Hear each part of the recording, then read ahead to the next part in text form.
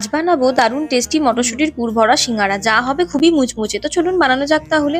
প্রথমে 2 কাপ ময়দায় জোয়ান, কালো জিরে, নুন, বেকিং পাউডার, ঘি আর ময়াম দেওয়ার জন্য সাদা তেল দিয়ে সব একসঙ্গে মিক্স করে একটু একটু জল দিয়ে মেখে নরম একটা ডো বানিয়ে ওতে সাদা তেল ব্রাশ করে কিছুক্ষণ ঢেকে রেখে দিলাম। তারপর মটরশুঁটি, লঙ্কা, আদা, স্বাদ মতো নুন, হলুদ আর সামান্য জিরে আর ধনে গুঁড়ো দিয়ে বেটে নিলাম। এবার গরম ঘি, সাজিরে ফোড়ন দিয়ে আপনারা চাইলে হিংও দিতে পারেন। বাদাম আর ছোলা হালকা ভেজে মটরশুঁটি বাটা দিয়ে ওতে ভাজা মশলা, চিনি, একটু লাল লঙ্কার গুঁড়ো, ধনেপাতা দিয়ে মিশিয়ে নিলাম। তারপর মটরশুঁটির পুরটা শক্ত করতে একটু ছাতু মিশিয়ে দিলাম।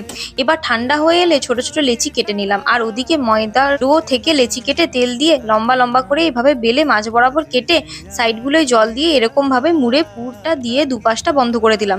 তৈরি দোকানের মতো ত্রিকোণ শেপের সিঙ্গারা। এবার কড়াইয়ে সাদা তেল গরম করে সিঙ্গারাগুলো ভেজে তুলে নিলাম।